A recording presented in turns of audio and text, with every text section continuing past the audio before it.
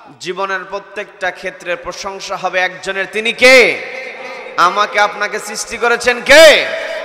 Allah is the creator of all creations. যত সৃষ্টি আছে সব সৃষ্টি করেছেন আল্লাহ। কাজেই এই পৃথিবীতে যদি প্রশংসা করতে হয়, প্রশংসা হবে কেবল আল্লাহর।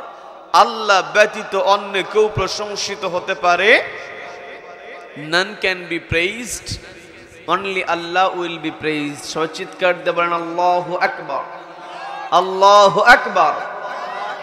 এই যে আমরা আল্লাহু আকবার স্লোগান দিলাম, আল্লাহর বরত্বের ঘোষণা দিলাম, এই আল্লাহু আকবার স্লোগানের সঙ্গে আমার আপনার সম্পর্ক আছে না নাই?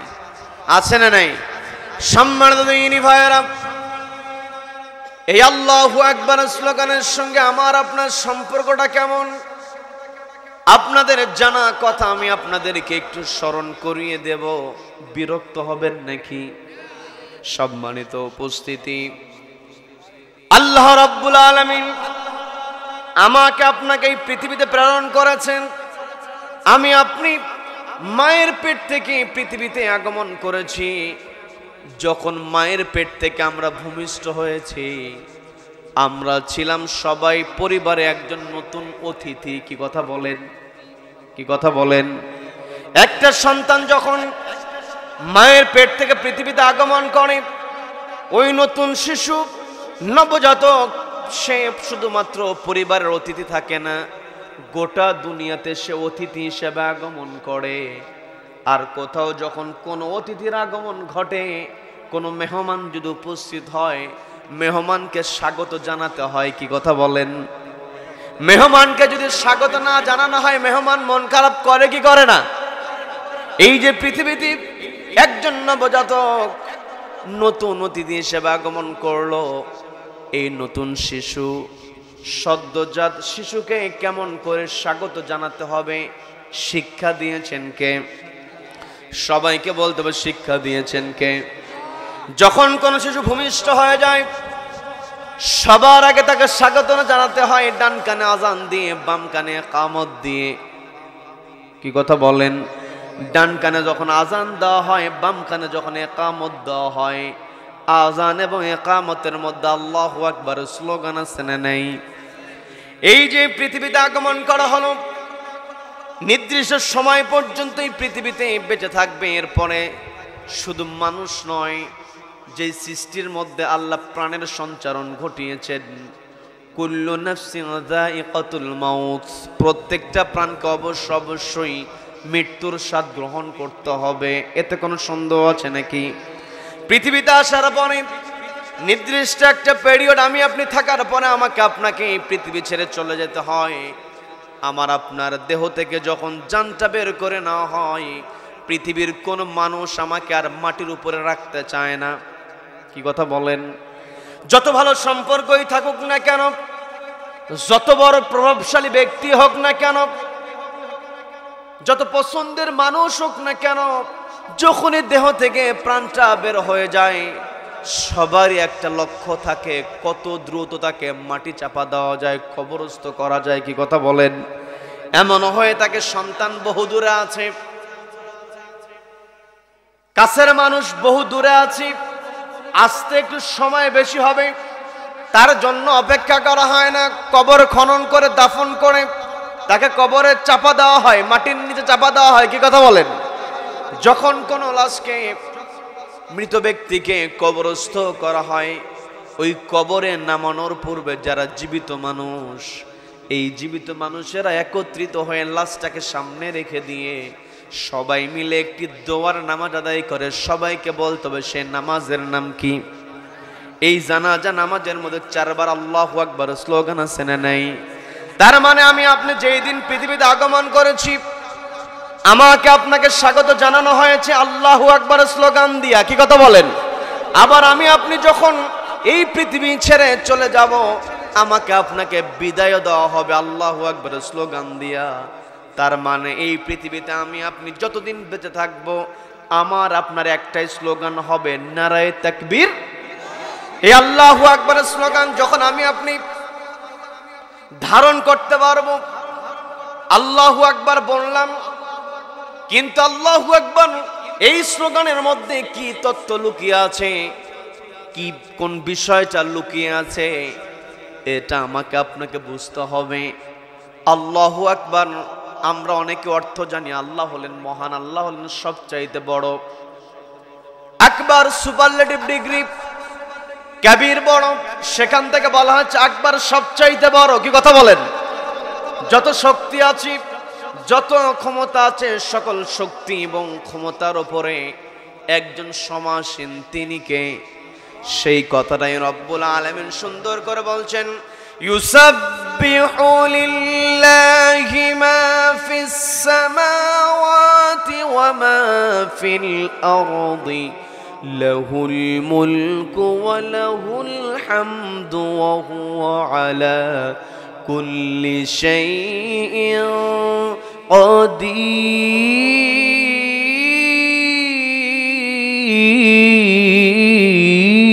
কাদির। আল্লাহ রাব্বুল আলামিন স্পষ্ট জানিয়ে দিলেন, ইউসাব্বিহু লিল্লাহি মা ফিস সামাওয়াতি ওয়া মা ফিল আরদ, আসমান এবং জমিনে যা কিছু আছে, ইউসাব্বিহু লিল্লাহ, তাসবিহ জ্ঞাপন করছে কার নামে? লাহুল মুলক, আল্লাহর রাজত্ব, ওয়া লাহুল হামদ, আল্লাহরই প্রশংসা, ওয়া হুয়া আলা কুল্লি শাইইন কাদির, সমস্ত শক্তি সমস্ত ক্ষমতার উপরে আল্লাহ সমাসীন হয়ে আছেন। কি কথা বলেন? আল্লাহ হলেন সকল ক্ষমতার উৎস, সকল শক্তির উৎস। কি কথা বলেন? আল্লাহ ব্যতীত অন্য কাউকে শক্তির উৎস, ক্ষমতার উৎস বলা যাবে নাকি? আমি আপনি যদি আল্লাহু আকবার স্লোগান দিয়ে থাকি, তাহলে আমার আপনার ভিতরে এই বিষয়টা ক্লিয়ার হয়ে যেতে হবে। এই পৃথিবীতে যা কিছু থাকুক না কেন, যা কিছু থাকবে সবার উপরে হলেন আল্লাহ। আল্লাহু আকবার। কি কথা বলেন? এই পৃথিবীতে আমি আপনি যতই শান্তি থাকার চেষ্টা করি না কেন, যতই আমি আপনি চেষ্টা করি না কেন ভালো পজিশন তৈরি করার, এই পৃথিবীতে আমরা কেউ থাকবো না। আমার আপনার এই পৃথিবীতে অনেক লক্ষ্য থাকতে পারে, অনেক উদ্দেশ্য থাকতে পারে, কোনোটা বাস্তবায়িত হবে, কোনোটা বাস্তবায়িত হবে না। কিন্তু আমার আপনার যে মরণ, এই মরণটা কিন্তু আমার আপনার অবশ্যই বাস্তবায়িত হবে। কি কথা বলেন? কি কথা বলেন? এই পৃথিবীতে আমরা এসেছি, আমাকে আপনাকে আল্লাহ রাব্বুল আলামিন নির্দিষ্ট পিরিয়ড পর্যন্ত এই পৃথিবীতে পাঠিয়ে দিলেন। এই পৃথিবীতে আমরা এসেছি, আমাদেরকে আল্লাহ পাঠিয়েছেন। আল্লাহ ফেরেশতাদেরকে ডাক দিয়ে বলছেন, ইন্নী জাইলুন ফিল আরদি খলিফা, ও আমার ফেরেশতারা, আমি পৃথিবীতে আমার প্রতিনিধি প্রেরণ করব। তারা বলল, আতাজআলু ফিহা মান ইউফসিদু ফিহা, ওগো আল্লাহ, আপনি কি পৃথিবীতে এমন কাউকে পাঠাবেন যারা গিয়ে সেখানে ফাসাদ করবে, ওয়ায়াসফিকুদ দিমা, এমন কি রক্তপাত ঘটাবে, ওয়া নাহনু নুসাব্বিহু বিহামদিকা ওয়া নুকদ্দিসু লাক, অথচ আল্লাহ আমরাই তো আপনার কৃতজ্ঞতা আদায় করি, আপনার প্রশংসা করি, আপনার ইবাদত করি। ইবাদতের জন্যই যদি আপনি পাঠান তাহলে আমরাই তো ইবাদত করি। তাদের কথার মধ্যে ছিল না পাঠালেও চলে। কি কথা বলেন? ফেরেশতারা কিন্তু আমাকে আপনাকে পৃথিবীতে পাঠানোর জন্য সরাসরি নিষেধ করে নাই। তারা বলেছে আমরাই তো ইবাদত করি, কি দরকার আছে আপনি জিন জাতিকে পৃথিবীতে প্রেরণ করেছেন, তারা সেখানে ফিতনা ফাসাদ, মানুষকে পাঠাবেন সেখানে গিয়ে তার রক্তপাত করবে। আল্লাহ এই কথা শোনার পরে বলছেন, ইন্নী আ'লামু মা লা তা'লামুন, আমি আল্লাহ যা জানি তোমরা তা জানো না। বলেন আল্লাহু আকবার। এই যে পৃথিবী আল্লাহ তৈরি করলেন, এই পৃথিবী সৃষ্টির পূর্ণতা পেয়েছে মানুষকে সৃষ্টি করারই পরে। বলেন আল্লাহু আকবার, বলেন আল্লাহু আকবার। এই পৃথিবীতে যা কিছু আছে সব কিছু আল্লাহ তৈরি করেছেন মানুষের জন্য। আমি আমার কথা বলছি না, পবিত্র কোরআনের 2 নম্বর সূরা, সূরা বাকারার 29 নম্বর আয়াত আল্লাহ রাব্বুল আলামিন সুন্দর করে বলছেন, হুয়াল্লাযী খালাকা লাকুম মা ফিল আরদি জামিআ,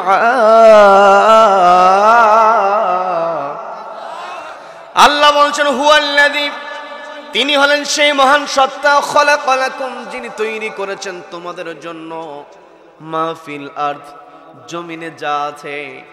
আল্লাহ এই কথা বলে এখানে থেমে যেতে পারতেন, কিন্তু আল্লাহ তা থামলেন না। যারা আলেম ওলামা আছেন তারা সহজেই বুঝবেন, আমি আপনাদেরকে বুঝিয়ে দেওয়ার চেষ্টা করছি।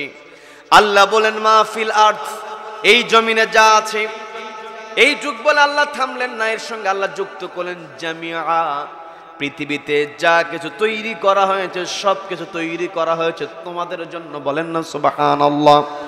এই যে আল্লাহ রাব্বুল আলামিন আমাকে আপনাকে সবকিছু তৈরি করে দিলেন। আমি আপনি যেই দিন পৃথিবীতে আগমন করেছি, একটু বোঝার চেষ্টা করবেন। এই পৃথিবীতে আমি আপনি আল্লাহু আকবার স্লোগানকে তখনই ধারণ করতে পারবো যখন আমি আপনি আপনার মনের মধ্য থেকে অহংকার দূর করতে পারবো। কি কথা বলেন? যতক্ষণ না পর্যন্ত মনের মধ্যে অহংকার না দূর করতে পারবো, ততক্ষণ পর্যন্ত শুধু আল্লাহু আকবার মুখ দিয়ে উচ্চারণ করা হবে, বাস্তবে আমল হবে না। কি কথা বলেন? কি কথা বলেন? আমার আপনার ভিতরে যখন অহংকার থাকবে, নিজেকে আমরা বড় মনে করব, কিন্তু নিজেকে কখনো বড় মনে করা যাবে না। নবীজি সব সময় আল্লাহর কাছে দোয়া করলেন, আল্লাহুম্মা জাআলনি ফি আইনি সগীরা, ওগো আল্লাহ আপনি আমাকে আমার চোখে ছোট বানিয়ে দিন। ওয়াজআলনি ফি আ'য়ুনিন নাসি কাবীরা, মানুষের চোখে আপনি আমাকে বড় করেন। আপনাকে বড় বলে বড় সেই নয়, লোকে যারে বড় বলে বড় সেই হয়। কি কথা বলেন? কি কথা বলেন? আমার আপনার ভিতরে অহংকার আমি আপনি যখন দূর করতে পারবো, তখনই আমি আপনি আল্লাহর খাঁটি বান্দা হতে পারবো। কি কথা বলেন? কি কথা বলেন? আমার আপনার অহংকারের কি থাকি? এই যে আমি একটু আগে বলেছিলাম, পৃথিবীতে যেই দিন কোন সন্তান আগমন করে, ওই সন্তান আগমন করার সময় সে হয় নতুন অতিথি। দুনিয়াতে আসলো, আসার পরে মায়ের পেট থেকে পড়ার পরে খাবারটা কেমন করে খাবে সেটাও কিন্তু ছোট্ট বাচ্চা বলতেও পারে না, করতেও পারে না। কি কথা বলেন? অথচ আপনি গরু ছাগলের দিকে তাকাবেন, গরুর বাছর ভূমিষ্ঠ হয়েছে, 1 ঘন্টার মধ্যে গোটা গ্রাম ঘোরা শেষ। কি কথা বলেন? কি কথা বলেন?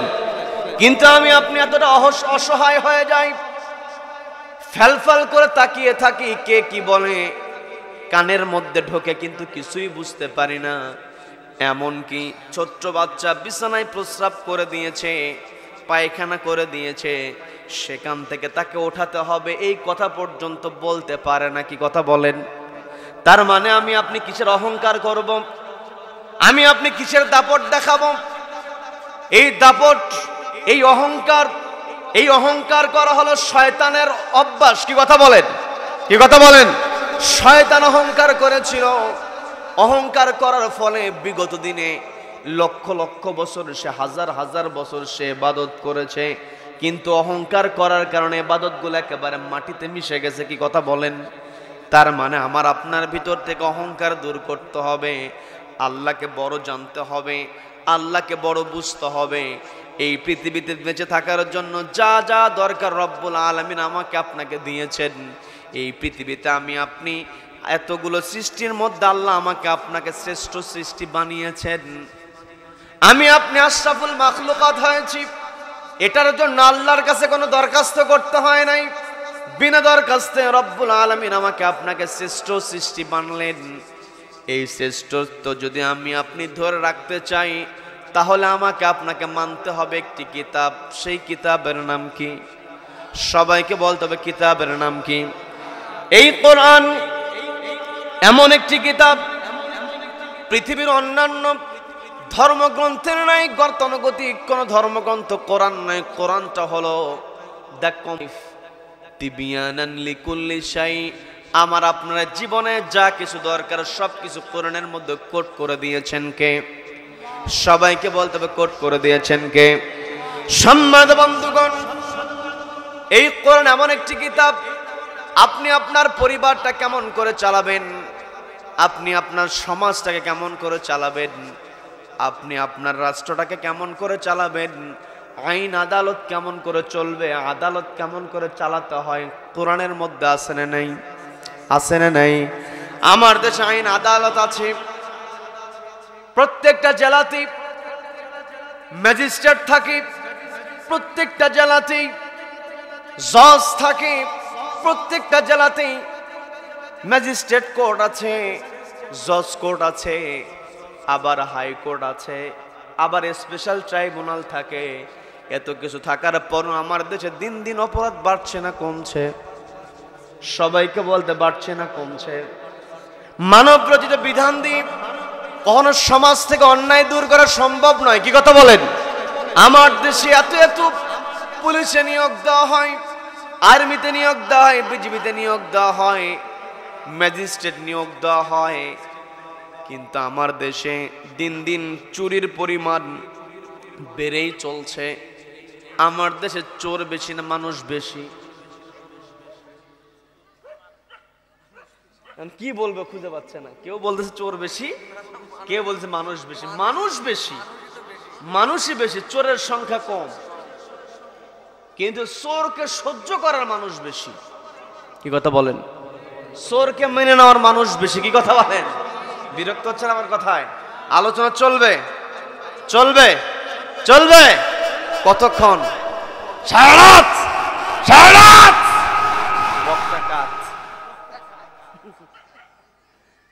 বক্তা কাত হোক আর সোজা থাকুক। কোরআন এমন একটি কিতাব, কোরআনের কথা শুধুমাত্র সারা রাত হবে না, যতদিন পর্যন্ত পূর্ব দিগন্তে সূর্য উদিত হয়ে পশ্চিম আকাশে অস্ত যাবে ততদিন পর্যন্ত কোরআনের কথা হবে। কোন কোরআন বিদ্বেষী কোরআনকে থামাতে পারবে না। কারা কারা মতের পক্ষে আছেন দুহাত আল্লাহকে দেখান। তাকবীর দেওয়ার কেউ নাই? এ যুবক ভাইরা কই?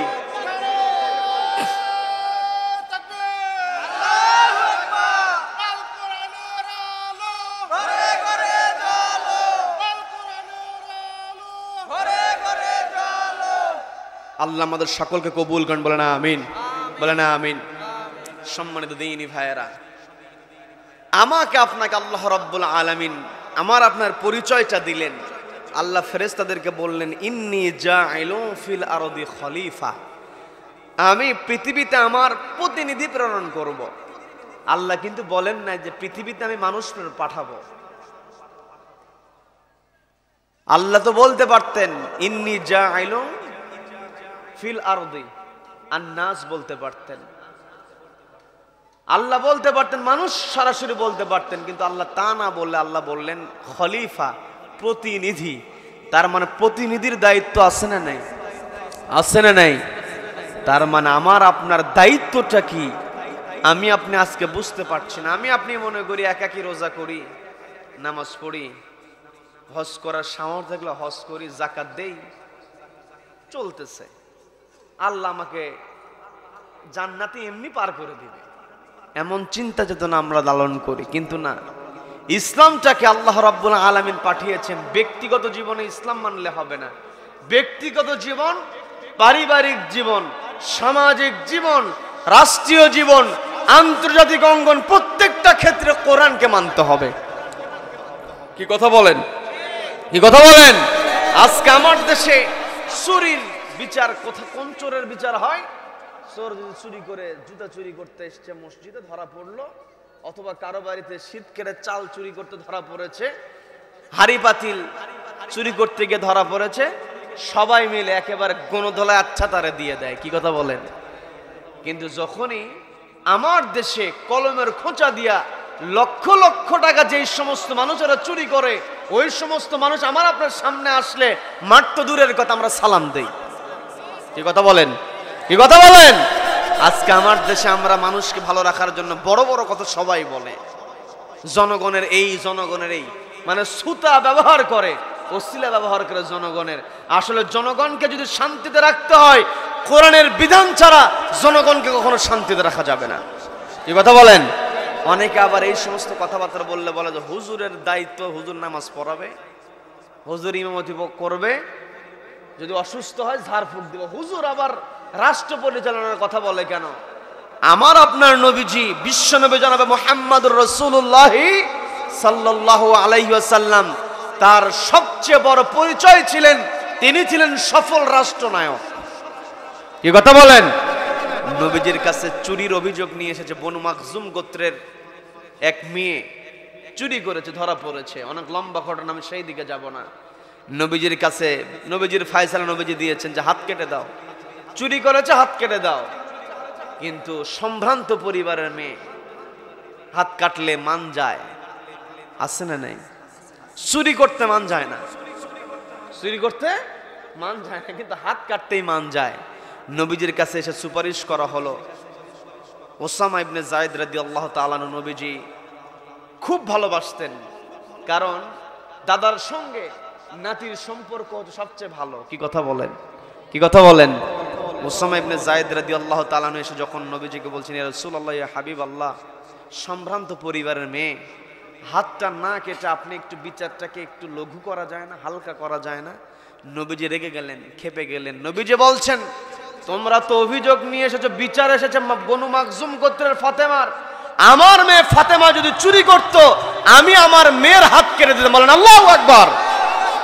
আজকে আমার দেশে যেই সমস্ত অফিসারেরা কলমের খোঁচা দিয়ে লক্ষ লক্ষ টাকা আত্মসাৎ করে, ওই সমস্ত একটা অফিসারকে যদি ওই হাইকোর্টের সামনে, সুপ্রিম কোর্টের সামনে অথবা বাইতুল মুকাররমের সামনে একটা চোরের হাত যদি কেটে দেওয়া হতো, বাকি অফিসারগুলো এমনিতেই সোজা হয়ে যেত।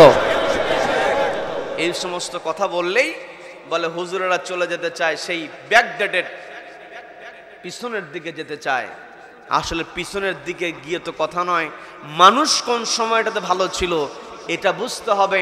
নবীজি যখন দুনিয়াতে আগমন করলেন, সেই সময়টাতে নারীদের কোনো অধিকার ছিল না, পুরুষ মানুষ পরিচয় দিত না, কন্যা সন্তানের পিতা এই পরিচয় দিত না। আপনারা ঘটনা জানেন, সাহাবী ইসলাম কবুল করে নবীর কাছে বললেন, আমার মেয়েকে পাথর চাপা দিয়ে আমি হত্যা করেছি। ওই লম্বা ঘটনার দিকে যাব না।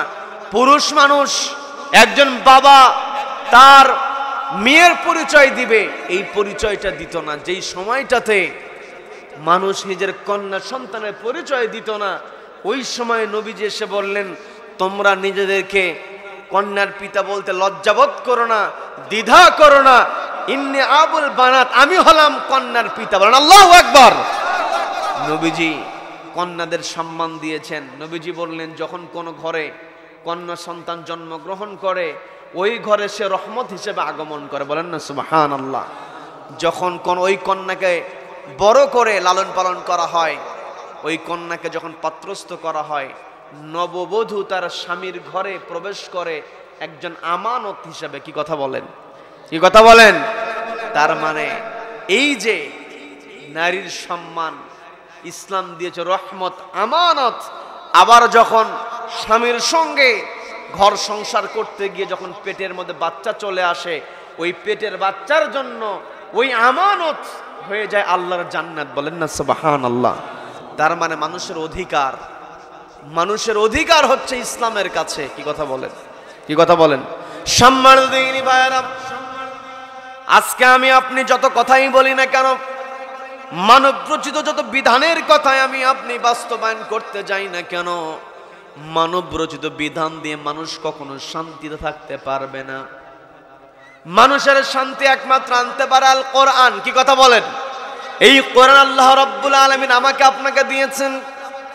আমার আপনার দায়িত্ব হলো এই কোরআনটাকে শুধুমাত্র তেলাওয়াত করব তা নয়, কোরআন তেলাওয়াত করব, যে আয়াত তেলাওয়াত করলাম, আয়াতের যেই বিধান রব্বুল আলামিন তুলে ধরেছেন, ওই বিধান শুধুমাত্র কোরআনের পাতায়, কাগজের পাতায় রাখলে হবে না, ওই বিধানটাকে সমাজের পাতায় বাস্তবায়ন করতে হবে। এটার নাম হলো ইসলাম। কি কথা বলেন? পর্দার মা বোনেরা, কানটা একটু খাড়া করে শোনেন। সন্তান কি লেখাপড়া করাতে গিয়ে সন্তানের ব্যাপারে কত সচেতন হয়ে যায়। কোন মাস্টারের কাছে দিলে সন্তান ভালো গণিত শিখতে পারবে, কোন শিক্ষকের কাছে ইংরেজি প্রাইভেট দিলে সন্তান ভালো ইংরেজি পড়তে পারবে। এত চিন্তা, এত ফিকির, সবার একটাই টার্গেট হয়ে যায়, সন্তানকে প্রতিষ্ঠিত করতে হবে, সন্তানকে সফল বানাতে হবে। আমরা সফলতা বলতে বুঝি সন্তান বড় হলো, যদি ব্যবসায়ী হয়, সফল ব্যবসায়ী, টাকা পয়সা ইনকাম করলো। সন্তান শিক্ষিত হয়েছে, মোটা অঙ্কের একটা বেতনের চাকরি পেয়েছে, সন্তান বড় একটা অফিসার হয়েছে, আমি আপনি মনে করি সন্তান সফল হয়েছে। না না, সফলতা কখনো দুনিয়ার টাকা পয়সা বাড়ি গাড়ি ধন সম্পত্তি প্রভাব প্রতিপত্তির মধ্যে সফলতা থাকতে পারে না। সফলতা হলো কোরআনকে জিজ্ঞাসা করলে কোরআন সফল ব্যক্তির পরিচয় বলে দিতে পারে কি পারে না? সবাইকে বলতে পারে কি পারে না? পবিত্র কোরআনের সূরা আলে ইমরানের 185 নম্বর আয়াত রব্বুল আলামিন সুন্দর করে বলছেন, ফামান যুহজিহা আনিন নারি ওয়া উদখিলাল জান্নাতা ফাকাদ ফাজ।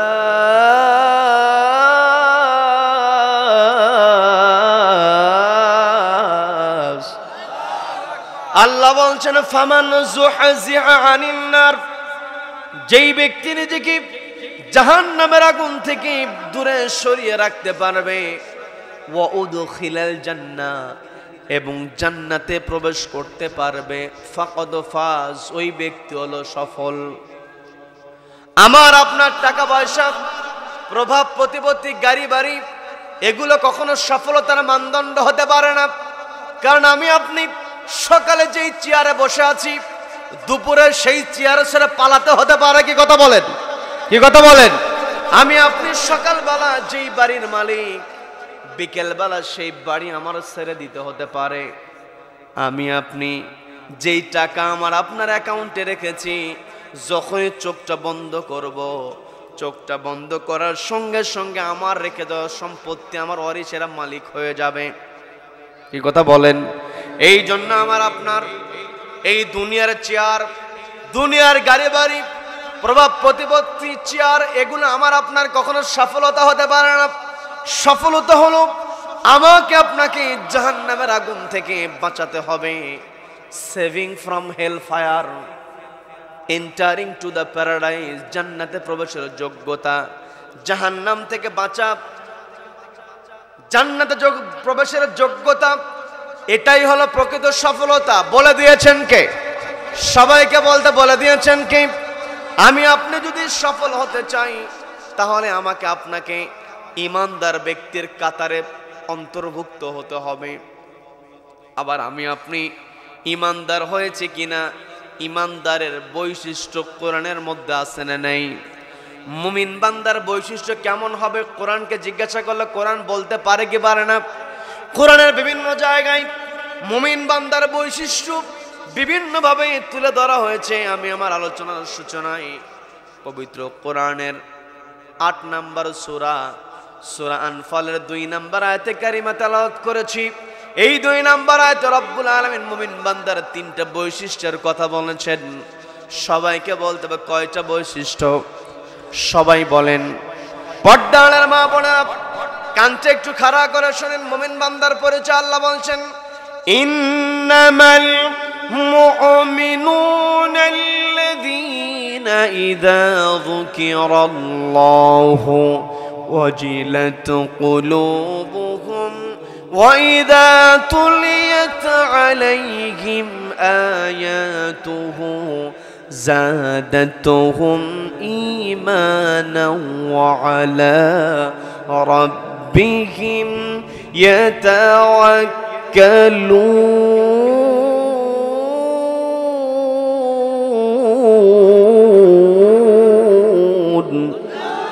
আল্লাহ বলছেন ইন্নামাল মুমিনুন, তারাই হলো মুমিন, আল্লাযীনা ইযা যুকিরাল্লাহ, যাদের সামনে আল্লাহর নাম উচ্চারিত হয়, ওয়াজিলাত কুলুবুহুম, অন্তরটা কেঁপে ওঠে। কার ভয়ে?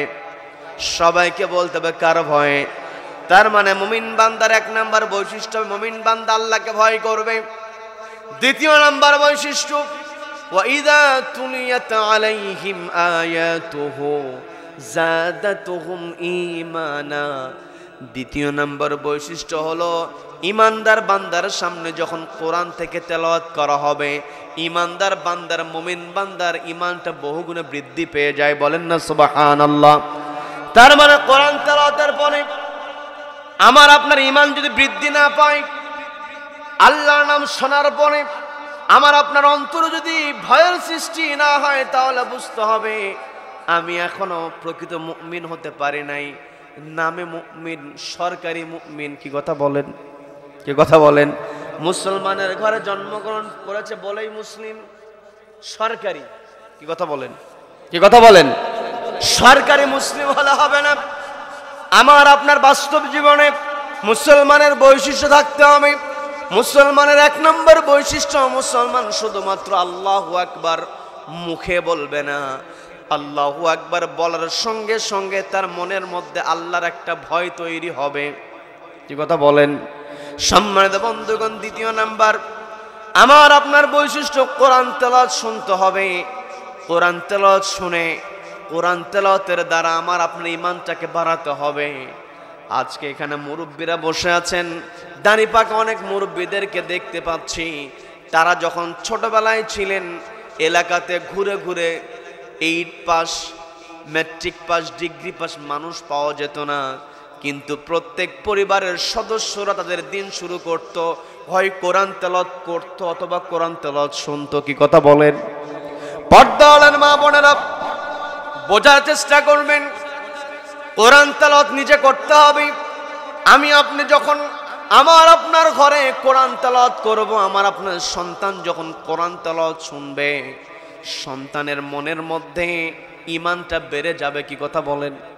কি কথা বলেন? কিন্তু আজকে সন্তানকে সকালবেলা ঘুম থেকে উঠানো হয়, নামাজের তাকিদ দেওয়া হয় না, কোরআন শেখানো হয় না। প্রচন্ড শীতের মধ্যে দেখবেন মোজা পরিয়ে, কিডস পরিয়ে সন্তানকে কিন্ডার গার্ডেনে নিয়ে যায়। কি কথা বলেন?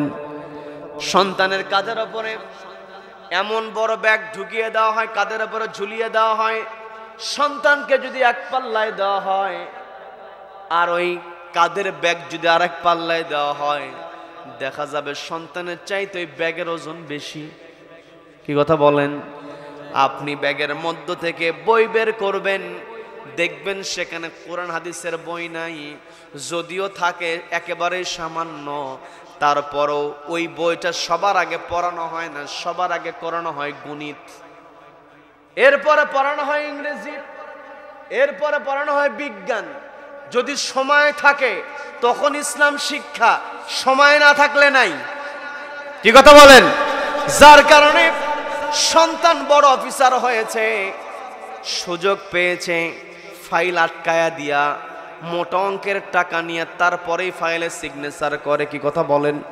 কি কথা বলেন? কিন্তু সন্তানকে যদি ওই ইংরেজি, গণিত, সন্তানকে গণিত, ইংরেজি, বিজ্ঞান এগুলো পড়ানোর পূর্বে যদি নৈতিকতার শিক্ষা, কোরআনের শিক্ষা, নবীদের আদর্শের শিক্ষা দেওয়া হতো, ওই সন্তান যখন ডাক্তার হয়ে যেত সে প্রকৃত ডাক্তার হতো, ডাক্তার নামক কসাই হতো না। কথা বলেন ঠিক কিনা? যেই সন্তানকে কোরআনের শিক্ষা দেওয়া হবে, ওই সন্তান যখন ইঞ্জিনিয়ার হবে সে আদর্শ ইঞ্জিনিয়ার হবে। আর সন্তানকে যদি কোরআনের শিক্ষা না দেওয়া হয়, সন্তানকে যদি অন্তরে আল্লাহর ভয় শিক্ষা না দেওয়া হয়, ওই সন্তান ইঞ্জিনিয়ার হবে, ইঞ্জিনিয়ার হয়ে রডের বদলে বাঁশ দেবে। কি কথা বলেন? কি কথা বলেন? বিল্ডিং করে, ব্রিজ করে, কি করে? রড যেখানে 2 ফুট 3 ফুট রড লাগে, সেখান থেকে 4 ফুটের জায়গা 3 ফুট 2 ফুট অন্তত দে বাবা তুই, তা না দিয়া রডের বদলে বাঁশ দেয়। বাঁশও দেয় না, কুঞ্চি দেওয়া শুরু করছে। কি কথা বলেন? কি কথা বলেন? আজকে যেই ঠিকাদার, যে ইঞ্জিনিয়ার রডের বদলে বাঁশ দিয়ে বিল্ডিং করবে, ওই ইঞ্জিনিয়ার, ওই ঠিকাদারের হাত যদি কেটে দেওয়া হতো, দেশের মধ্যে কোনো ঠিকাদারের সম্পর্কে, কোনো ইঞ্জিনিয়ারের পক্ষে রডের বদলে বাঁশ দিয়ে বিল্ডিং করা সম্ভব হতো না। কথা বলেন ঠিক কিনা? এই সমস্ত কথাবার্তা বললেই হুজুরেরা খারাপ। কি কথা বলেন? হুজুরদের লিডার যিনি, বিশ্বনবী জনাবে মুহাম্মদুর রাসূলুল্লাহ সাল্লাল্লাহু আলাইহি ওয়াসাল্লাম, সেই নবীজিকেই পাগল বলেছে, খারাপ বলেছে। নবীজিকে রাতের অন্ধকারে মক্কা থেকে মদিনায় যেতে বাধ্য করেছে। সেই নবীর ওয়ারিস হিসাবে আলেম ওলামা গালিগালাজ খাবে, এটা স্বাভাবিক ব্যাপার। কি কথা বলেন? কি কথা বলেন? আবু জেহেলেরা নবীজিকে গালি দিয়েছিল, কিন্তু শেষ পর্যন্ত আবু জেহেলেরা টিকতে পারে নাই। নবীজি টিকেছেন, কিয়ামত পর্যন্ত নবীজির নাম উচ্চারিত হবে। ওয়া রাফা'না লাকা যিকরাক। কথা বলেন ঠিক কিনা? এই বাংলার জমিনেও যারা আলেম ওলামাদের টুটি চেপে ধরার চেষ্টা করেছে, বিশেষ করে পাবনা জেলাতে মাহফিল দিলেই হুজুর অনুমতি নাই। কি কথা বলেন, কি কথা বলেন? আজকে যারা মাহফিল বন্ধ করে তারা কোথায়? তারা আজকে কোথায়? শুধু শিক্ষার জন্য বলছি, এই কোরআন থাকবে, কোরআনের বিরোধিতাকারীরা এরা থাকতে পারবে পারবে? দেশের পরিস্থিতি আপনারা জানেন, বেশি কথা বলার দরকার নাই, কিন্তু মাঝে মধ্যে একটু ইঙ্গিত দেওয়া দরকার, কারণ আমরা তো আবেগের জাতি, আমরা ভুলে যাই সবকিছু। কি কথা বলেন, কি কথা বলেন? আজকে গোটা দেশে আপনাদের জেলার কৃতি সন্তান, তাকে যখন ফাঁসির মঞ্চে নিয়ে যাওয়া হবে, তিনি সন্তানকে বলছেন, আমি কি পায়জামা পরে যাব না লুঙ্গি পরে যাব? চিন্তা করে দেখেন, ফাঁসির মঞ্চে মানুষ এগিয়ে যাবে, ফাঁসি মরণ সেই ভয় নাই। খুবাইব রাদিয়াল্লাহু তাআলা আনহু, তাকে যখন ফাঁসির কাস্টে নিয়ে যাওয়া হবে, সাঈদ ইবনে আমর রাদিয়াল্লাহু তাআলা আনহু তিনি বর্ণনা করছেন, আমি তখনও ইসলাম কবুল করি নাই, আমি শুধু তাকিয়ে তাকিয়ে দেখছি একজন মানুষকে কিছুক্ষণ পর মেরে ফেলা হবে, অথচ তার চেহারার মধ্যে বিন্দু পরিমাণ ভয়ের ছাপ নাই, বরং চেহারার মধ্যে মুচকি হাসি। বলেন আল্লাহু আকবার। তার মানে এই পৃথিবীতে আমাকে আপনাকে যতই গালি দেখ না কেন, যতই কষ্টের মধ্যে রাখুক না কেন, নবীজিকে কষ্ট দেওয়া হয়েছে, নবীজি হক কথা বলেছেন, হক কথা বলতে গিয়ে যদি কষ্টের মধ্যে পড়তে হয়, এই কষ্টকে মুমিন বান্দারা কখনো কষ্ট মনে করে না, কারণ মুমিন বান্দার তৃতীয় নাম্বার বৈশিষ্ট্য সূরা আনফালের 2 নম্বর আয়াত আল্লাহ 1 নম্বরে বললেন, মুমিন বান্দারা আল্লাহকে ভয় করে, মুমিন বান্দাদের সামনে কোরআন তেলাওয়াত করলে মুমিন বান্দাদের ঈমান বেড়ে যায়। তৃতীয় নাম্বার ওয়া আলা রাব্বিহিম ইয়াতাওয়াক্কালুন, মুমিন বান্দারা আল্লাহর উপর তাওয়াক্কুল করে। কাজে এই পৃথিবীতে কোরআনের কথা বলতে গিয়ে যদি বিপদের মধ্যে পড়তে হয়, মুমিন বান্দারা কখনো বিপদকে ভয় পায় না, মুমিন বান্দারা তাওয়াক্কুল করে কার উপরে? কার উপরে? আল্লাহর উপরে। কোরআনের পাখি যার নাম বলার সঙ্গে সঙ্গে আমরা বুঝে যাই, তার নামটা হলো শহীদ আল্লামা দয়াচন্দ সাঈদী রহমাতুল্লাহ আলাইহি। কি কথা বলেন, কি কথা বলেন? তাকে দীর্ঘদিন বন্দী অবস্থায় রেখে দেওয়া হয়েছে, সর্বশেষ তাকে হত্যার ষড়যন্ত্র করে যখন জেলখানা থেকে নিয়ে আসলো, অনেক লম্বা কথা আপনারা জানেন, শুধু বোঝানোর জন্য বলছি। অ্যাম্বুলেন্স থেকে তিনি নামলেন, ওই হসপিটালে নামার পরে সবাইকে লক্ষ্য করে তিনি সালাম দিয়েছেন। বয়স কিন্তু 83 বছর। কত বছর? এখন আমরা এখানে এতগুলো মানুষ, 83 বছর মানুষ, 83 বছর বয়সী মানুষ পাওয়াই যাবে না, পাওয়া গেলেও 2-1টা। কি কথা বলেন? 5 জনও কিন্তু পাওয়া যাবে। শত শত মানুষ, হাজার হাজার মানুষ আপনি দেখবেন, সেখানে আপনি 5টাও 83 বছর বয়সী মানুষ পাবেন না। আমাদের কোরআনের পাখি 70 বছর বয়সে তাকে বন্দী অবস্থায় রেখে দেওয়া হয়েছে, একটাবারও তার চেহারার মধ্যে কখনো কখনো কষ্টের ছাপ ছিল না। কথা বলেন ঠিক কিনা?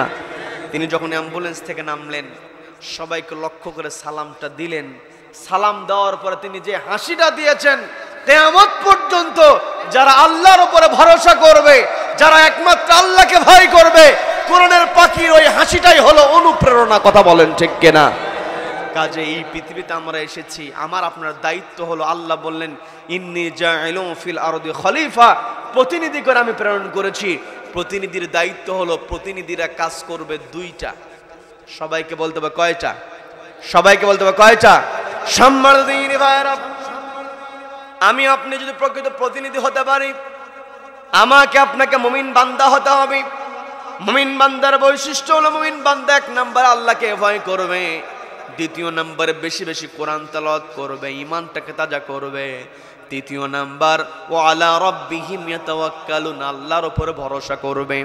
এই আল্লাহর উপরে ভরসা করার পরে মুমিন বান্দার দায়িত্ব আল্লাহ বললেন কুনতুম খায়রা উম্মাতিন উখরিজাত লিন-নাসি তা'মুরুনা বিল মা'রুফি ওয়া তানহাউনা আনিল মুনকারি ওয়া তু'মিনুনা বিল্লাহ।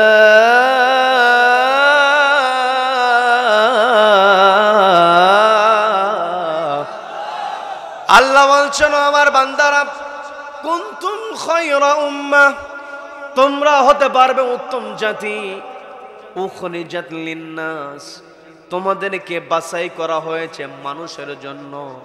তার মানে এই পৃথিবীতে আল্লাহ আমাকে আপনাকে শ্রেষ্ঠ সৃষ্টি বানিয়েছেন, আমাকে আপনাকে কাজ করতে হবে মানুষের তরে। কি কথা বলেন? মানুষের জন্য আমাকে আপনাকে কাজ করতে হবে। সেই কাজের কর্মসূচি হবে দুইটা। আল্লাহ বললেন তা'মুরুনা বিল মা'রুফ, তোমাদের এক নম্বরে যেই কর্মসূচি হবে তোমরা সৎ কাজের আদেশ দেবে। তার মানে আমি আপনি যদি সৎ কাজের আদেশ দিতে চাই, আগে নিজেকে সেই ভালো কাজটা, সৎ কাজটা করতে হবে। কি কথা বলেন? নিজে যদি কাজ না করে সেই কাজের কথা যদি আমি আপনি বলি, আমি আপনি নামাজ না পড়ে যদি নামাজের কথা বলি, নামাজের আদেশ দেই, যাকে আদেশ দেব সে আগে বলবে তুই আগে নামাজ পড়। কি কথা বলেন? আল্লাহ বললেন তা'মুরুনা বিল মা'রুফ, তোমাদের দায়িত্ব হলো সৎ কাজের আদেশ দেবে। তার মানে আমি আপনি যদি সৎ কাজের আদেশ দিতে চাই, সবার আগে নিজেকে সেই সৎ কাজ করতে হবে। কি কথা বলেন? দ্বিতীয় নাম্বার আল্লাহ বললেন ওয়া তানহাউনা আনিল মুনকার, অসৎ কাজে বাধা প্রদান করবে। তার মানে আমি আপনি যদি কাউকে মন্দ কাজ থেকে দূরে রাখতে চাই, তাহলে সেই মন্দ কাজ থেকে নিজেকে আগে দূরে রাখতে হবে। কি কথা বলেন? কেউ যদি সুদখোর হয়, ওই সুদখোর কি কাউকে বলতে পারবে সুদ খেও না? বলতে পারবে নাকি? বলতে পারবে? সুদখোর আছে না নাই? নামাজও পড়ে সুদও খায়, আছে না নাই? এই যে টুপি মাথায় দিয়ে ঘুরলো, কপালে দাগ ফেলা দিয়েছে, অথচ হারাম খাচ্ছে। ইবাদত কবুল করতে হলো অবশ্যই তাকে হালাল রিজিকের মধ্যে চলতে হবে। কি কথা বলেন? কি কথা বলেন? সম্মানিত বন্ধুগণ, তার মানে আল্লাহ বলেন ওয়া তানহাউনা আনিল মুনকার, অসৎ কাজে বাধা প্রদান করতে হবে। অসৎ কাজে আমি আপনি যখন বাধা প্রদান করতে যাব, তখনই আমাকে আপনাকে বিপদে পড়তে হবে। কি কথা বলেন?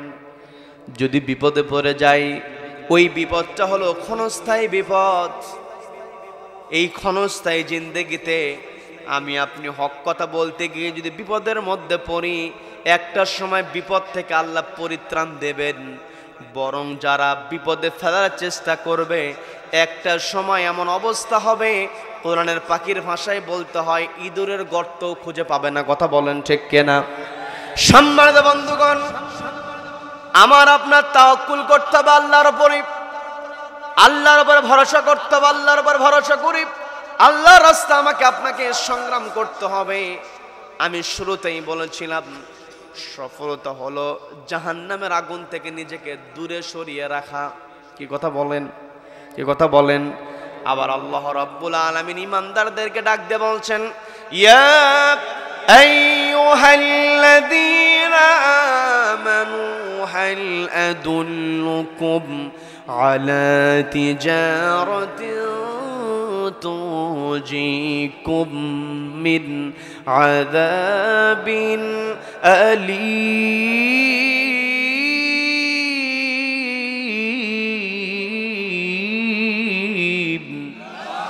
আল্লাহ বলছেন ইয়া আইয়ুহাল্লাযীনা আমানু, ওহে যারা ঈমান আনয়ন করেছো, হাল আদুল্লুকুম আলা তিজারা, আমি কি তোমাদেরকে এমন একটি ব্যবসার সন্ধান দেব, তুনজিকুম, যেই ব্যবসা তোমাদেরকে বাঁচিয়ে দেবে, মিন আযাবিন আলিম, যন্ত্রণাদায়ক শাস্তি থেকে। প্রশ্নটা করছেন কে? সবাইকে বলতে প্রশ্নটা করছেন কে? আল্লাহ প্রশ্ন করলেন। প্রশ্ন করার পর আল্লাহ নিজে উত্তর দিয়ে বলছেন তুমিনুনা বিল্লাহি ওয়া রাসূলিহি ওয়া তুজাহিদুনা ফি সাবিলিল্লাহি বিআমওয়ালিকুম ওয়া আনফুসিকুম যালিকুম খায়রুল লাকুম ইন কুনতুম তা'লামুন।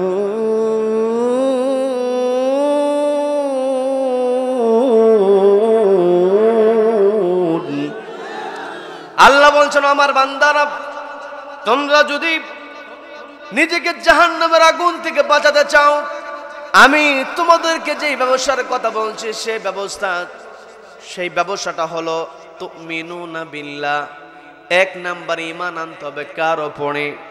ওয়া রাসূলিহি, রাসূলের উপরে। দুই নম্বরে আমার আপনার জন্য আল্লাহর প্রতি ঈমান আনা, রাসূলের প্রতি বিশ্বাস স্থাপন করা, এটা আমার আপনার জন্য সহজ হয়ে যায়। কিন্তু তৃতীয় নম্বরে আল্লাহ বললেন তুজাহিদুনা ফি সাবিলিল্লাহ, আল্লাহর রাস্তায় সংগ্রাম করো, আল্লাহ রাস্তায় টিকে থাকো।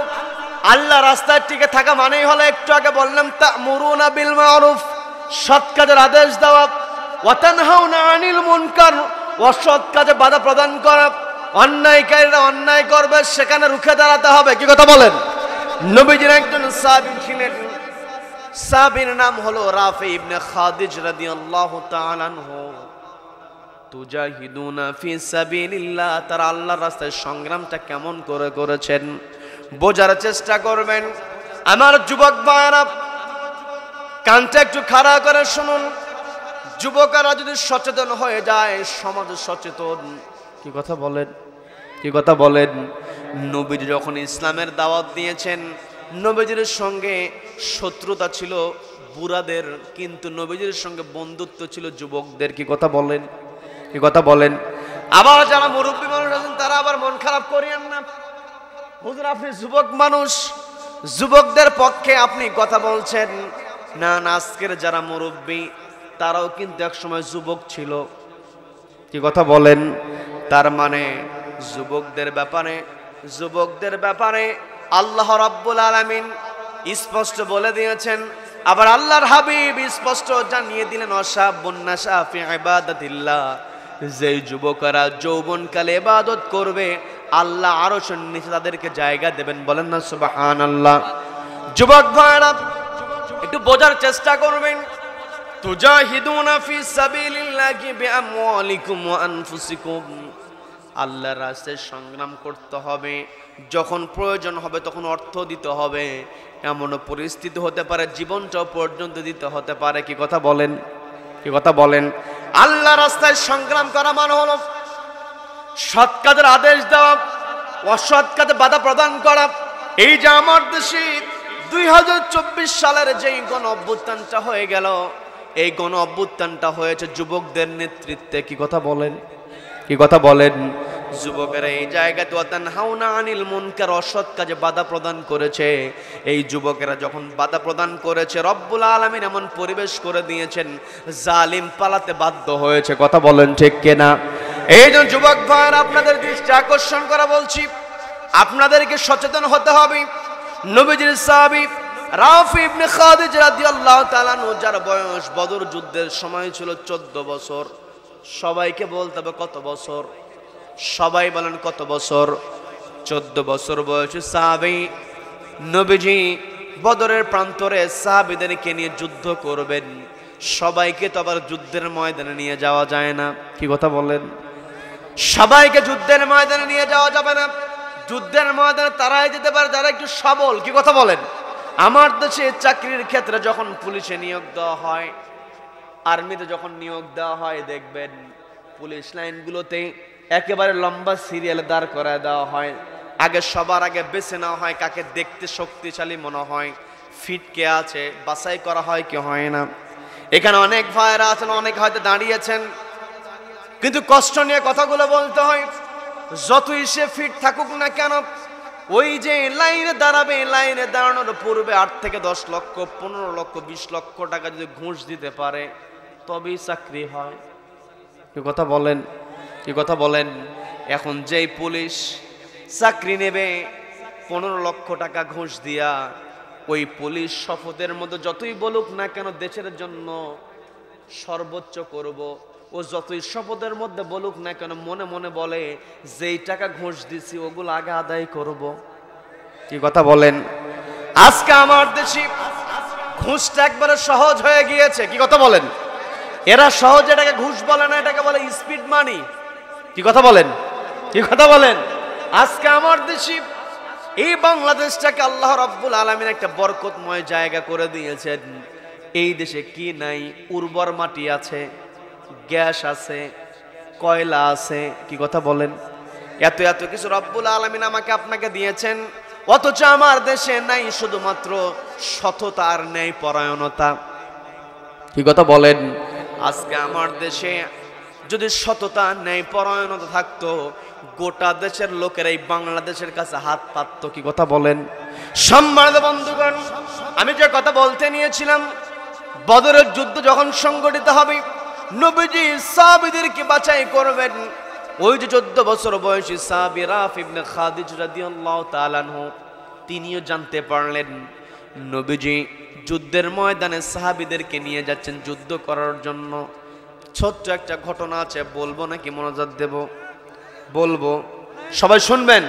শুনবেন, দেখি তো কারা কারা শুনবেন না। না, প্রশ্ন করার আগে হাত উঠছে, এটা প্রশ্ন করার আগে হাত উঠে গেছে, তাই আমার সবার আগ্রহ শুনবো। হাত উঠেছে তো শোনার জন্য, যাওয়ার জন্য না তো। কারণ হাত যে উঠছে বুঝতে কি, আচ্ছা আগেই তো হাত উঠায় ফেলছে, আগে হাত উঠায় ফেলেছে, উদ্দেশ্য কি? শোনার উদ্দেশ্য। কি কথা বলেন? কি কথা বলেন? তার মানে আপনারা বলতেছেন যে আমি ভুল করছি না, আপনি ঠিক। প্রশ্ন করার আগে তো উত্তর। কি কথা বলেন? কি কথা বলেন? রব্বুল আলামিন কবুল করেন, বলেন আমিন, বলেন আমিন। সম্মানিত ভাইরা, আমি যে কথা বলতে নিয়েছিলাম, নবীজি সাহাবী রাফি ইবনে খাদিজ রাদিয়াল্লাহু তাআলা যখন শুনতে পেলেন নবীজি সাহাবীদেরকে নিয়ে যুদ্ধের ময়দানে যাবেন, নবীজির সাহাবী রাফি ইবনে খাদিজ নবীজির সামনে হাজির, বয়স 14 বছর। নবীজি মুস্কি হাসি দিয়ে দিলেন। নবীজি মুস্কি হাসি দিয়েছেন। মুস্কি হাসি দেওয়ার সঙ্গে সঙ্গে সাহাবী বুঝতে পারলেন নবীজি তো আমাকে আর অনুমতি দেবেন না। নবীজি বলছেন, ও রাফি, তুমি কি যুদ্ধের ময়দানে যাবে নাকি? বলতেছে, আপনি যদি অনুমতি দেন তবেই যেতে পারবো।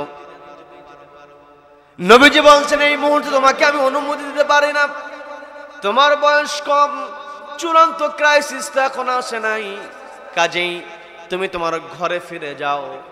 নবীজি সাহাবীকে অনুমতি দিলেন না। নবীজি সাহাবীদেরকে নিয়ে চলে গেছেন বদরের প্রান্তরে। এই জায়গাতে একটা বোঝার বিষয় আছে, সেটা হলো বদরের প্রান্তরে যে সমস্ত সাহাবীরা যুদ্ধ করেছিলেন, ওই সমস্ত সাহাবীদের কিন্তু ভালো কোনো ট্রেনিং ছিল না, তাদের কাছে ভালো কোনো অস্ত্র ছিল না, কিন্তু তাদের অন্তরে ছিল কার ভয়? সবাইকে বলতে হবে কার ভয়? আমি আপনি যদি আল্লাহর কাছ থেকে সম্মান পেতে চাই, অন্তরে আল্লাহর ভয় থাকতে হবে। আল্লাহ বললেন, ইন্না আকরামাকুম ইনদাল্লাহি আতকাকুম, তোমাদের মধ্যে তারাই আমার কাছে সম্মানিত যারা আমাকে সবচাইতে বেশি ভালোবাসবে। বলেন না সুবহানাল্লাহ। বদরের সাহাবী, তাদের কাছে ট্রেনিং ছিল না, অস্ত্র ছিল না, বাহন ছিল না, কিন্তু অন্তরটা ছিল তাকওয়ায় পূর্ণ, আল্লাহকে তারা ভয় করেছেন, যার কারণে ওই বদরের প্রান্তের মুসলমানদেরকে বিজয় দান করেছেন কে? নবীজি সাহাবীদেরকে নিয়ে যুদ্ধে যখন জয়লাভ করলেন, নবীজি বদরের প্রান্তর থেকে মদিনায় চলে এসেছেন। মুসলমানদের মধ্যে আনন্দের বন্যা, মুসলমানরা বেশ খুশি, কারণ যাদের ভয়ে রাতের অন্ধকারে মক্কা থেকে মদিনায় হিজরত করেছে, যারা জুলুম করেছে, তারা যখন পরাজিত হয়েছে, আনন্দ হওয়ারই কথা। দীর্ঘ 10 থেকে 15টা বছর যেই জুলুম আমার দেশে চলেছে, ওই জালিমেরা যখন পালিয়েছে, মাজলুমেরা তখন আনন্দিত হয়েছে, গোটা দেশ আনন্দে ভেসেছে। কথা বলেন ঠিক কিনা? নবীজির সাহাবী রাফি ইবনে খাদিজ রাদিয়াল্লাহু তাআলা আনহু, তিনি তো বদরের প্রান্তরে যুদ্ধে যাওয়ার অনুমতি পান নাই। নবীজি বদরের প্রান্তরে বিজয় বেশে মদিনায় চলে আসলেন। মুসলমানেরা বিজয় লাভ করেছে, কাফেররা সহ্য করতে পারে নাই। এখনো দেখেন জালেমেরা যে এত জুলুম করলো, হাজার হাজার মানুষকে মেরে ফেললো, এখনো ওদের মধ্যে কোনো অনুশোচনা নাই। কথা বলেন ঠিক কিনা? ওই কাফেররা হেরে গিয়েছে, ওরা চেষ্টা করছে আবার আক্রমণ করার, বেশি সময় তারা যেতে দেয় নাই। 1 বছরের মাথায় নতুন করে আবার একটা যুদ্ধের ডাক দিয়েছে। যুদ্ধের নাম হলো উহুদ যুদ্ধ। অনেক লম্বা ঘটনা। যখন এই কাফেররা নতুন করে আবার ষড়যন্ত্র করলো, উহুদ যুদ্ধের ডাক যখন চলে এসেছে, উহুদ যুদ্ধের জন্য নবীজি সাহাবীদেরকে আবার নিয়ে যাবেন, সাহাবীদেরকে নিয়ে যাবেন। তিনি আবার বাছাই পর্ব পরিচালনা করলেন। ওই যে বদরের সময় সাহাবীর বয়স ছিল 14 বছর, 1 বছর পরে উহুদের যুদ্ধে তার বয়স কত? 15 বছর বয়স। 15 বছর বয়সে রাফি ইবনে খাদিজ, তিনি আবার যখন জানতে পারলেন নবীজি সাহাবীদেরকে নিয়ে যুদ্ধের ময়দানে যাবেন, দ্রুত তিনি বেরিয়ে পড়েছেন নবীজির সঙ্গে সাক্ষাৎ করবেন। কিন্তু হঠাৎ করে তার মনে পড়ে গেল 1 বছর পূর্বে নবীজির কাছে অনুমতি চেয়েছি, নবীজি তো অনুমতি দেয় নাই। আমি যদি এখন নবীজির কাছে অনুমতি চাই, 1 বছরে আমার তো তেমন কোনো পরিবর্তন হয় নাই, নবীজি তো আমাকে অনুমতি নাও দিতে পারেন। এই কথা চিন্তা করে রাফি ইবনে খাদিজ রাদিয়াল্লাহু তাআলা তিনি চলে গেলেন তার মামার কাছে। মামার কাছে গিয়ে সরাসরি প্রশ্ন করছেন, মামা আমি যে ভালো তীর নিক্ষেপ করতে পারি এটা কি তোমার জানা আছে নাকি? যখন প্রশ্ন করা হলো, মামা জবাব দিয়ে বলছেন, তুমি যে ভালো তীর নিক্ষেপ করতে পারো এটা আমি কেন, সবাই তো জানে। তুমি একজন সফল তীরন্দাজ, তোমার এলাকার মধ্যে একটা সুখ্যাতি আছে, ভালো তীর তুমি নিক্ষেপ করতে পারো। কিন্তু আজকে হঠাৎ করে আমাকে এই প্রশ্ন করার কারণটা কি? জানানো হলো 1 বছর পূর্বে নবীজির কাছে আমি অনুমতি পাই নাই। এখন যদি নবীজির কাছে বদরের যুদ্ধে আমি অনুমতি পাই নাই, উহুদের জন্য যদি নবীজির কাছে চলে যাই, নবীজি হয়তো আমাকে বয়সের কারণে অনুমতি নাও দিতে পারেন। কিন্তু আপনি তো আমার মামা, আপনি আমার অভিভাবক, নবীজি যখন যুদ্ধের ময়দানে বয়সের কারণে আমাকে অনুমতি দিবে না, তখন যদি আপনি আমার হয়ে নবীজির কাছে সুপারিশ করেন, আমার ভাগিনার বয়স কম কিন্তু আমার ভাগিনা বড় মানুষের চাইতে ভালো তীর নিক্ষেপ করতে পারে, বয়সের বিবেচনায় আমার ভাগিনা যুদ্ধে যার অনুমতি না পেলেও তীর নিক্ষেপকারী হিসেবে আমার ভাগিনা অনুমতি পেতে পারে। বলেন না সুবহানাল্লাহ। 15 বছর বয়সী সাহাবী যুদ্ধের ময়দানে যাবে, অথচ আমার আপনার সন্তান যুদ্ধে পাঠাতে হবে না, মসজিদে পাঠাবো, এতেই কোনো গুরুত্ব নাই। কি কথা বলেন? কি কথা বলেন? পর্দালের মা বোনেরা কানটা একটু খাড়া করে শুনে বোঝার চেষ্টা করেন। অনেক সময় মা বোনেরা বলে সন্তানের বয়স কেবল 12 বছর, 15 বছর, 18 বছর, সন্তান সবেমাত্র অনার্সে ভর্তি হয়েছে, ইন্টারে ভর্তি হয়েছে, এখনই কেন তো নামাজের তাকিদ দিতে হবে, বয়স হলে এমনিতেই পড়বে, এমন কথা বলার লোক আছে না নাই? এই কথা আপনি কখনো বলতে পারেন না। সন্তানকে ছোটবেলা থেকে শিক্ষা দিতে হবে। কি কথা বলেন? কি কথা বলেন? সন্তানকে যদি ছোটবেলা থেকে নামাজের শিক্ষা দিতে পারি, ওই সন্তান অন্তরের মধ্যে আল্লাহর ভয় নিয়ে আসতে পারবে। আর ওই সন্তান যেখানেই যাবে সেখানে আল্লাহকে ভয় করবে।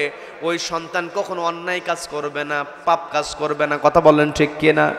এই জন্য মা আপনাকে দৃষ্টি আকর্ষণ করে বলছি, সন্তানকে নামাজি বানাতে হলে, সন্তানকে কোরআনের জ্ঞানে আলোকিত করতে হলে আগে নিজে নামাজ পড়তে হবে। ও মা, আপনি নামাজি হয়ে যান, দেখবেন আপনাকে দেখে দেখে আপনার সন্তান নামাজ শিখবে। কি কথা বলেন? কি কথা বলেন? দেখবেন পরিবারের মা নামাজ পড়ে, ছোট্ট 2.5 বছর 3 বছরের বাচ্চা প্রত্যেক দিন মাকে নামাজ পড়তে দেখে। এমন দৃশ্য আমাদের চোখের সামনে পড়ে যায়। মা যায় নামাজ বিছিয়েছে, মা নামাজে দাঁড়াবে, মাকে সুযোগ না দিয়ে 2.5 বছর 3 বছরের বাচ্চা গিয়া ওই যায় নামাজের উপরে গিয়ে সেজদা দেওয়া শুরু করে। দৃশ্য আছে না নাই? আছে না নাই? এখন মা যদি নামাজ না পড়ে, ছোট্ট বাচ্চা সেজদা দেওয়া শিখতে পারবে নাকি? বাবা দেখবেন মসজিদে যাবে, টুপি খুঁজে পায় না। ছোট্ট বাচ্চা 4-5 বছর বয়স, বাবা মসজিদে যাবে, ছোট্ট মানুষ, সে বোঝে। বাবার টুপি নিয়ে নিজে দরজার মধ্যে দাঁড়ায় আছে, বাবা গোটা বাড়িতে টুপি খুঁজে পায় না। কি কথা বলেন? সে তো জানে বাবা মসজিদে যাবে, দেখবেন সন্তানকে সুন্দর টুপি কিনে দিয়েছে, সন্তান কিন্তু ওই সুন্দর নিজের টুপিটা নিতে চায় না। বাবার টুপি মাথায় বড় হয়, তারপরেও বলে যে আমি এই টুপি মাথায় দেব। কি কথা বলেন? কি কথা বলেন? কারণ একটা সন্তানের কাছে সবচাইতে বড় মডেল হলো, সবচাইতে বড় আদর্শ হলো একজন পিতামাতা। এই জন্য মা বাবাদেরকে দৃষ্টি আকর্ষণ করে বলছি, আপনি আপনার জন্য তো অবশ্যই পড়বেন, সন্তানকে সঠিকভাবে পরিচালিত করতে হলো আপনাকে নামাজি হতে হবে, আপনাকে সত্যবাদী হতে হবে। কি কথা বলেন? কি কথা বলেন? সম্মানিত বন্ধুগণ, আমি যে কথাই ছিলাম, নবীজির সাহাবী যখন রাফি ইবনে খাদিজ তার মামাকে এই কথা বললেন, মামাও খুশি হয়ে গেলেন। দুইজনে মিলে নবীজির কাছে চলে গেলেন। নবীজির দরবারে যখন হাজির হয়েছেন, নবীজি সব সময় মুস্কি হাসি দিয়ে কথা বলতেন। তার মানে আমার আপনার দায়িত্ব, কারোর সঙ্গে কথা বলতে হলে চেহারাটার মধ্যে একটা হাস্যোজ্জ্বল ভাব থাকতে হবে। কি কথা বলেন? কি কথা বলেন? অনেকে আছে সালাম দিলে মুখ দিয়ে জবাবই দেয় না, কাল্লা ঝোঁকায়, মাথা ঝোঁকা, আছে না নাই? কথাই বলে না। এত সুন্দর অভিবাদন আমরা পেয়েছি, পৃথিবীর কোন ধর্মের মধ্যে এত সুন্দর অভিবাদন নাই। বলেন আল্লাহু আকবার। যে যে অবস্থায় থাকুক না কেন, বাবা মারা গেছে, নিজে অসুস্থ, খুব আনন্দের মধ্যে আছে, খুব কষ্টের মধ্যে আছে, সেখানেও সালাম দেওয়া যায়। আনন্দেও সালাম, দুঃখেও সালাম, কারণ সালামটাই হলো শান্তি। কি কথা বলেন, কি কথা বলেন? নবীজির কাছে গিয়ে যখন রাফি ইবনে খাদিজ এবং তার মামা গিয়ে যখন দাঁড়িয়েছেন, নবীজি বুঝতে পারলেন। নবীজি যখন মুস্কি হাসি দিয়েছেন, নবীজি কোনো কথা বলার পূর্বেই রাফি ইবনে খাদিজের মামা গিয়ে বলছেন, ইয়া রাসূলুল্লাহ, ইয়া হাবিবাল্লাহ, আমার ভাগিনার বয়স কম, আপনি বয়সের বিবেচনায় আমার ভাগিনাকে আপনি অনুমতি না দিলেও আমি আপনাকে বলতে পারি, আমার ভাগিনাকে যদি আপনি তীরন্দাজ হিসেবে অনুমতি দিয়ে দেন, আমার ভাগিনা যুদ্ধের ময়দানে গিয়ে কাফেরদেরকে তীর নিক্ষেপ করে ধরাশায়ী করে দেবেন। আল্লাহু আকবার। নবীজির কাছে গিয়ে যখন ওই সাহাবীর মামা সুপারিশ করলেন, নবীজি অনুমতি দিয়ে দিলেন। রাফি ইবনে খাদিজ রাদিয়াল্লাহু তাআলা আনহু যুদ্ধের ময়দানে চলে গিয়েছেন। অনেক লম্বা ঘটনা, আমি সংক্ষেপে আপনাদেরকে বোঝানোর জন্য বলছি। যুদ্ধের ময়দানে গিয়ে রাফি ইবনে খাদিজ যখন তীর নিক্ষেপ করছেন, তিনি যেই তীরগুলো নিক্ষেপ করছেন, ওই তীরের দ্বারা কাফেররা ধরাশায়ী হয়ে যায়, আঘাতপ্রাপ্ত হয়ে যায়। বলেন আল্লাহু আকবার। একের পর উপর তীর যখন তিনি নিক্ষেপ করছেন, কাফেরদের মধ্য থেকে তারা সিদ্ধান্ত নিয়ে নিল, যেহেতু এই ছেলের তীর নিক্ষেপ, এই দিক থেকে যে তীরগুলো আসে, এই তীরগুলোতে আমরা আঘাতপ্রাপ্ত হয়ে যাই, নিজেদেরকে রক্ষা করতে পারে না, কাজে কয়েকজন মিলে এই তীরন্দাজকে আগে ঠেকাতে হবে। এই পরিকল্পনা করে, ষড়যন্ত্র করে কয়েকজন মিলে শুধুমাত্র রাফি ইবনে খাদিজের দিকে লক্ষ্য করে তীর নিক্ষেপ করতে লাগলো। একা মানুষ, ছোট মানুষ, তিনি তীর নিক্ষেপ করেন, আবার কাফিরদের মধ্য থেকে উপর তীর আসে, সেখান থেকে নিজেকে হেফাজত করেন, আবার তীর নিক্ষেপ করেন। এমন করে চলতে চলতে ছোট্ট মানুষ একটা পর্যায়ে তিনি আর নিজেকে সেভ করতে পারলেন না। ওই কাফেরদের মধ্য থেকে ছুটে আসা তীর ওই ছোট্ট সাহাবী তার বুকের পাঁজরের মধ্য দিকে যখন তার দেহের মধ্যে ঢুকে গেল, ছোট্ট মানুষ আঘাতপ্রাপ্ত হয়ে যার পর জমিনে তিনি পড়ে গেলেন, রক্তাক্ত হয়েছেন। দুঃসংবাদটা নবীজির কান পর্যন্ত পৌঁছে গিয়েছে। রাফি ইবনে খাদিজ 15 বছর বয়সী সাহাবী তীরবিদ্ধ হয়েছে। নবীজি হলেন রহমতের নবী, মায়ার নবী। কি কথা বলেন, কি কথা বলেন? নবী যখন শুনতে পেলেন আমার 15 বছর বয়সী রাফি ইবনে খাদিজ সে তো তীরবিদ্ধ হয়েছে, শোনার সঙ্গে সঙ্গে তিনি সামনে থাকা সাহাবীদেরকে লক্ষ্য করে বললেন, তোমরা কে আছো? আমার রাফিকে কি তোমরা হাজির করতে পারবে নাকি? আমি একটু তার চেহারা দেখতে চাই। বলেন না সুবহানাল্লাহ। নবী যদি কারো চেহারা দেখতে চায়, তার চাইতে সফল আর কেউ আছে নাকি? নবীজির সাহাবীরা রাফি ইবনে খাদিজকে খুঁজে বের করলেন। বের করার পরে নবীজির সামনে যখন হাজির হলেন, নবীজির সামনে রাফি ইবনে খাদিজকে শোয়া দেওয়া হবে। নবীজির সামনে আসার সঙ্গে সঙ্গে নবীজিকে বললেন, তোমরা রাফিকে সামনে শোয়া দিও না, রাফিকে আমার কাছে নিয়ে আসো, রাফের মাথাটা তোমরা আমার উরুর উপরে রেখে দাও। বলেন না সুবহানাল্লাহ। আমার কোলের মধ্যে রাফের মাথাটা তুমি দিয়ে দাও। নবীজির কোলের মধ্যে যখন রাফি ইবনে খাদিজ রাদিয়াল্লাহু তাআলা নূর যখন নবীজির কোলের মধ্যে মাথাটা রেখে দেওয়া হয়েছে, রাফি ইবনে খাদিজ তখন তার চোখ বেয়ে পানি আরো বেশি ঝরছে, তীরবিদ্ধ হয়েছে, কষ্টে চোখে পানি পড়ছে। আবার নবীজির কোলের মধ্যে যখন তিনি মাথাটা রাখতে পারলেন, তার কান্নার বেগটা আরো বেড়ে গিয়েছে। নবীজি বলছেন, ও রাফি, কি দরকার ছিল যুদ্ধের ময়দানে আসতে? অনুমতি আমি দেব না, যার কারণে মামাকে দিয়ে সুপারিশ করিয়েছ। আজকে যুদ্ধের ময়দানে আসার কারণে তীরবিদ্ধ হয়েছে, তোমার বড় কষ্ট হচ্ছে। রাফি ইবনে খাদিজ বলছেন, ইয়া রাসূলুল্লাহ, ইয়া হাবিবাল্লাহ, আপনি যথার্থ বলেছেন, সাদ্দাকতা ইয়া রাসূলুল্লাহ, আপনি সত্য বলেছেন। আমি যদি যুদ্ধের ময়দানে না আসতাম, আমার শরীরে তীরবিদ্ধ হতো না, আমার কষ্ট হতো না, এটা যেমন সত্য। আমি যদি যুদ্ধের ময়দানে না আসতাম, নবীজি আপনার কোলের মধ্যে আমি যেমন মাথা দিয়েছি, যুদ্ধে না এসে আমি যদি তীরবিদ্ধ না হতাম, আপনার কোলের মধ্যে আমি আমার মাথাটা দিতে পারতাম না। বলেন না সুবহানাল্লাহ।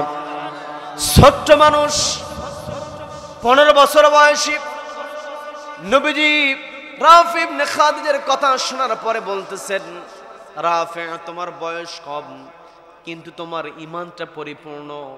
রাফি ইবনে খাদিজ বলছেন, ইয়া রাসূলুল্লাহ, ইয়া হাবিবাল্লাহ, আমার ঈমান পরিপূর্ণ কিনা বলতে পারি না, তবে আমার মনের মধ্যে একটা চাওয়া এখন অপূর্ণ রয়ে গিয়েছে, চাওয়াটা আমার পূর্ণ হলো না।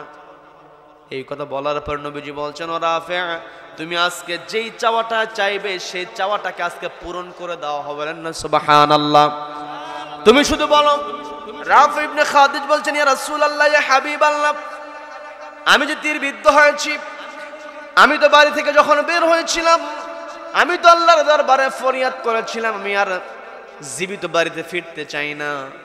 উহুদের ময়দানে জীবনটা দিয়ে কিয়ামতের ময়দানে একেবারে উহুদের শহীদ হিসেবে আমি উঠতে চেয়েছিলাম, কিন্তু আমার শরীরের বর্তমান যে কন্ডিশন, আমার শরীর থেকে যদি আপনারা তীরটা বের করার পরে আপনারা চিকিৎসা করেন, আমি তো সুস্থ হয়ে যাব, আমার পরিচয় তো তখন শহীদ হবে না, আমার পরিচয় হবে গাজী।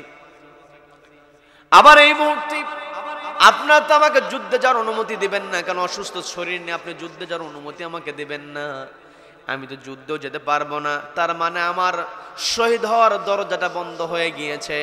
আমার আকাঙ্ক্ষা, আমার ইচ্ছা হলো আমি শহীদ হতে চেয়েছিলাম উহুদের প্রান্তরে, কিন্তু আমার মনে হয় আমার চাওয়াটা অপূর্ণ থেকে যাবে, আমি তো গাজী হয়ে যাব। নবীজি বলছেন, রাফি, যেহেতু তোমাকে বলা হয়েছে আজকে তোমার সকল আশা পূর্ণ করে দেওয়া হবে, আমি তোমার সামনে দুইটা পথ, দুইটা শর্ত আমি তোমার সামনে উপস্থাপন করব। যদি তোমার যেটা পছন্দ হয় তুমি তোমার পছন্দ মতো শর্তটা তুমি গ্রহণ করবে, এর মধ্যে তুমি তোমার ফয়সালা পেয়ে যাবে।